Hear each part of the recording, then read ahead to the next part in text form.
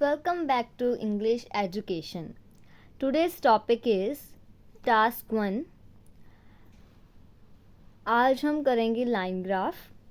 सबसे पहले हम रीड आउट कर लेते हैं कि टॉपिक का नाम क्या है. The graph below shows the consumption of fish and some different kinds of meat in a European country between 1979 and 2004. किस चीज़ का कंपैरिजन बताया गया है यहाँ पर? Consumption of fish and some different kinds of meat. सबसे पहले हमने ये जानना है कि ये वाला जो ग्राफ है वो कंपैरिजन किस चीज़ का है.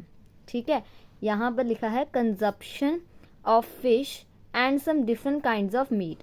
कौन कौन से मीट है वो यहाँ पर है. ये है चिकन, बीफ, लैब और फिश. ठीक है, और ये है ईयर्स कि कितने टाइम पीरियड में कंजप्शन बताई गई है फ्रॉम 1979 टू 2004. ओके, और इस साइड पर है ग्राम्स पर पर्सन पर वीक, मतलब कितने ग्राम पर पर्सन हर वीक कंज्यूम करता है different types of meat. Okay, तो इस कंपैरिजन में इस ग्राफ में हम आज ये करेंगे यूरोपियन कंट्री. ओके, तो सबसे पहले आपको करना क्या है. फर्स्ट ऑफ ऑल जब आप टॉपिक का नाम अच्छे से पढ़ लेते हैं तो आपको करना क्या है, इसको रीफ्रेज करना है इंट्रोडक्शन के लिए. ठीक है, कैसे करना है, तो सबसे पहले हम इंट्रोडक्शन करते हैं, उसके बाद हम करेंगे इसका ओवरऑल करने के बाद इसको 2 पार्ट्स में डिवाइड करके हम इसको पैराग्राफ्स में डिवाइड करेंगे. देन सबसे पहले हम इंट्रो पार्ट को फिनिश करते हैं. तो देखिए, अगर आप सबसे पहले ध्यान देंगे तो सबसे पहले हमें करना क्या है, जिस चीज़ का कंपैरिजन बताया गया है उस चीज़ को हमने सबसे इनिशियली लिखना है. ठीक है, लिख तो हम जैसे मर्जी लिख सकते हैं, बट हमने जिस चीज़ को हाईलाइट करना है उस चीज़ को हम सबसे अच्छे से मॉडिफाई करके लिखेंगे. जैसे कि यहाँ पर है कंपैरिजन ऑफ कंजप्शन का. ठीक है, तो हम कैसे लिखेंगे, let's move towards the intro part. The line graph compares weekly consumption. ठीक है, अब ध्यान से देखो, यहाँ पर कहीं पर भी नहीं लिखा कि वीकली कंजप्शन है, मतलब कि पर वीक. पर अगर हम ग्राफ, ज़रूरी नहीं है कि आप इस टॉपिक के नेम को ही लाइन टू लाइन मॉडिफाई करें या फिर रीफ्रेज करें. ओके, ऐसा ज़रूरी नहीं. आपको करना कि अब देखिए यहाँ पर जो मीट है, मीट्स की टाइप भी नहीं बताई है. यहाँ पर सिर्फ इतना लिखा है some different kinds of meat. Different kinds of meat ये रहे. ठीक है, और कितने कंजप्शन है वो यहाँ पर है. ओके, तो उस हिसाब से आपको इंट्रोडक्शन पार्ट में पूरी डिटेल में लिख देना है. compares weekly consumption of 4 different meat, for example chicken, beef, lamb and fish by European people. European country, यहाँ पर क्या था, यूरोपियन कंट्री में रहने वाले लोग हो गए यूरोपियन पीपल. हमने इसको ऐसे मॉडिफाई कर दिया. Over a period of 25 years, 25 periods के दौरान. ठीक है, यहाँ से लेकर यहाँ तक कितने हो गए, 25 ईयर्स. ठीक है, नेक्स्ट अगर हम बात करें ओवरऑल की, तो ओवरऑल में हमने क्या चीज़ ध्यान से देखनी है. सबसे पहले अगर आपको जिस चीज़ में ज़्यादा डिफरेंस नज़र आ रहा है, और वो सेकेंडली आपको क्या करना है, जिस चीज़ को, मतलब कि जो चीज़ ज़्यादा है और जो चीज़ सबसे कम है, एक तो वो हो गया कंपैरिजन. और सबसे पहले अगर हम देखें 2 स्ट्राइकिंग फीचर. ठीक है, 2 स्ट्राइकिंग फीचर सबसे पहले आप यहाँ पर देख ही सकते हैं कि जो चिकन का कंजप्शन है वो सबसे ज़्यादा है. स्टार्टिंग में किस चीज़ का ज़्यादा था कंजप्शन, बीफ का. ठीक है, एंड सेकंड स्ट्राइकिंग पॉइंट कौन सा है, फ़िश. जो फ़िश का कंजप्शन है वो बहुत ही कम है. ठीक है, from first year to last. ठीक है, नाउ अगर हम ओवरऑल में देखिए तो हमने लिखने हैं ओनली 2 सेंटेंस. ओवरऑल में ऑलवेज 2 सेंटेंस ही बनाने हैं, और वो भी कॉम्प्लेक्स सेंटेंसेस. ठीक है, overall although beef was the most popular type of meat at first. Okay, क्या कहते हैं कि चाहे जो बीफ है वो बहुत ही पॉपुलर कंजप्शन था इन द फर्स्ट ईयर, मतलब कि सबसे पहले जो लोग हैं वो ज़्यादातर बीफ का कंजप्शन करते थे, ठीक है। It was replaced by chicken towards the end of the survey. जब सर्वे किया गया तो जो बीफ का कंजप्शन है वो रिप्लेस हो गया, उसकी जगह किसने ले ली? चिकन ने। चिकन का जो ग्राफ है वो ऊपर हो गया और बीफ का जो ग्राफ है धीरे धीरे टाइम टू टाइम नीचे चला गया, ठीक है। एक तो हो गया ये स्ट्राइकिंग पॉइंट, ठीक है, इसका एक सेंटेंस बन गया। उसके बाद इन कॉन्ट्रास्ट, इन्होंने कॉन्ट्रास्ट किया है, मतलब कि इसके ओपोजिट अगर हम देखें, fish remained the least significant through out the period, ठीक है। जो हमने यहाँ पर देखा था कि जो फिश का कंजप्शन है वो through out the all the period of time सबसे कम रहा। ये हो गया हमारा ओवरऑल कंप्लीट। नेक्स्ट अगर हम देखें तो हमने लिखने हैं 2 पैराग्राफ्स। 2 पैराग्राफ्स लिखने के लिए हम इस सभी ग्राफ को बांट लेंगे 2 पार्ट्स में। 2 पार्ट्स में अगर आप देखें तो आप मीट के अकॉर्डिंग भी लिख सकते हैं, मतलब कि 4 टाइप्स के मीट है, 2 टाइप्स को अगर आप एक पैराग्राफ में लिखें तो भी ठीक है, बाकी के 2 को आप अगले पैराग्राफ में लिख सकते हो, ठीक है। अगर आप चाहते हो कि आप अकॉर्डिंग टू द ईयर लिखना चाहते हो, ठीक है, तो आप ऐसा कर सकते हो कि फर्स्ट 3 ईयर्स को आप एक पैराग्राफ में और दूसरे पैराग्राफ में नेक्स्ट 3 टाइम पीरियड को लिख सकते हो, ओके। आपको जैसा भी इजी हो आप वैसे ही लिख सकते हो, ठीक है। तो मैं ऐसा करूँगी, according to the consumption of meat, मैं ऐसे करूँगी, ओके। एक बात और ध्यान रखने वाली ये है कि आपको करना क्या है, हर एक पैराग्राफ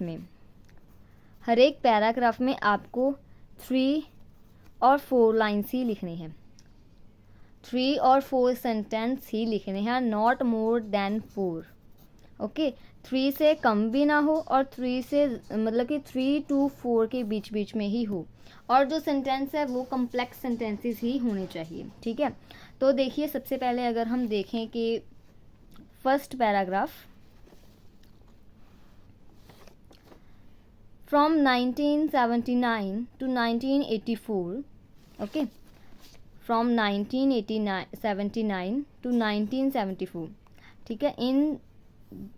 इन पीरियड के बीच में most of the people of Europe prefer to eat beef with the amount of 225 grams every week, ठीक है। इस टाइम पीरियड के बीच बीच में ज़्यादातर लोग बीफ का मीट खाना पसंद करते थे, ठीक है। और उसके बाद क्या हुआ, नेक्स्ट हम इसकी लिखते हैं अमाउंट की, कितनी अमाउंट थी, कितनी थी, इतनी, ठीक है। इसके बीच बीच में 225 के अबाउट, डन।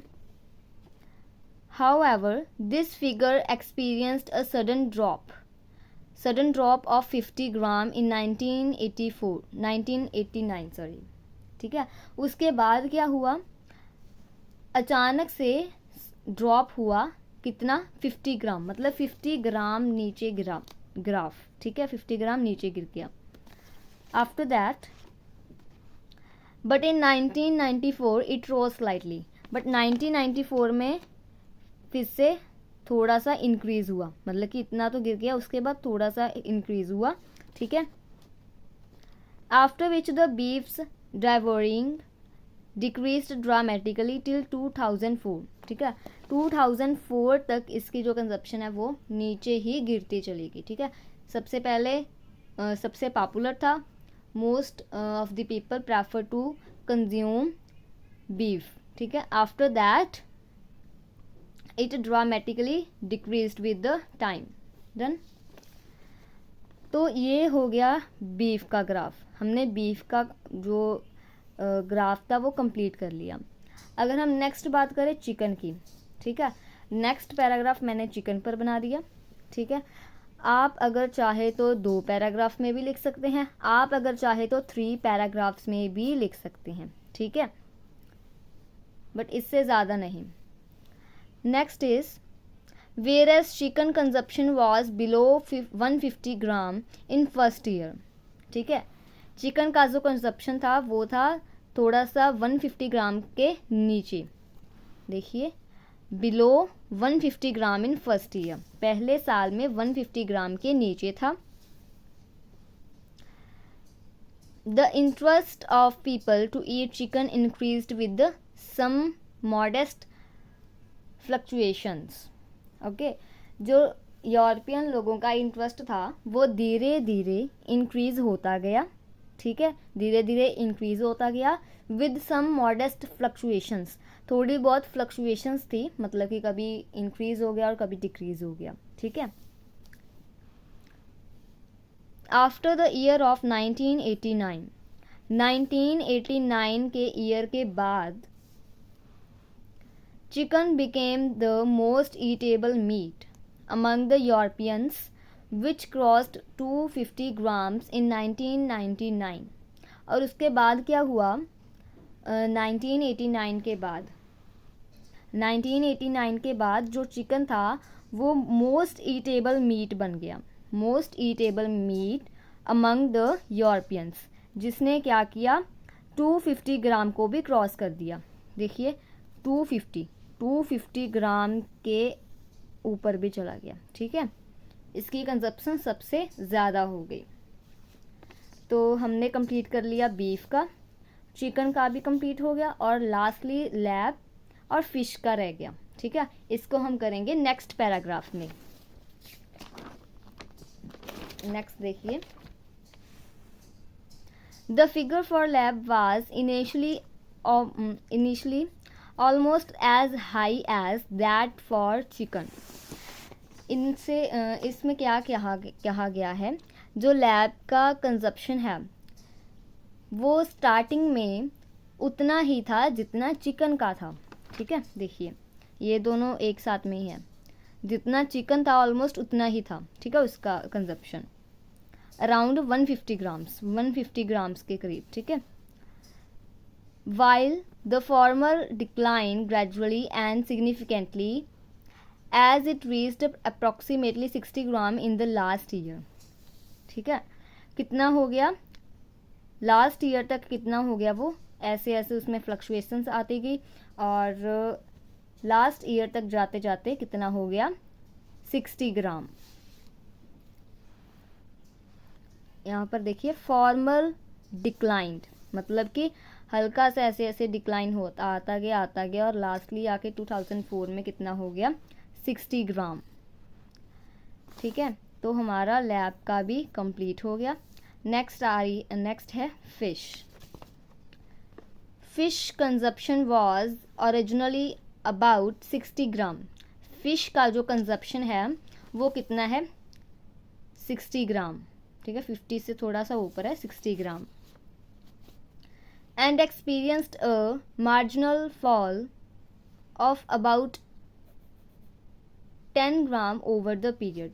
मार्जिनल फॉल मतलब कि हल्का सा फॉल, मार्जिनल फॉल जहाँ पर हमने बताना हो कि बिल्कुल हल्का सा गिराव आया है, हल्की सी गिरावट आई है, मतलब कि देखिए कभी कभी नीचे आया है। सबसे पहले तो ऐसे हल्की हल्की सी फ्लक्चुएशंस है, उसके बाद थोड़ा सा डिक्रीज भी हुआ है। ठीक है, फिर थोड़ा सा हल्का सा डिक्रीज हो गया। सबसे पहले क्या था 50 के ऊपर है, अब क्या कितना हो गया 50 हो गया।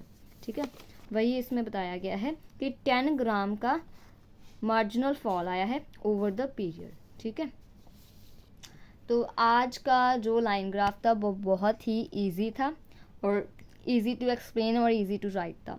तो इसी टॉपिक को हम यहीं पर एंड करते हैं। Thank you.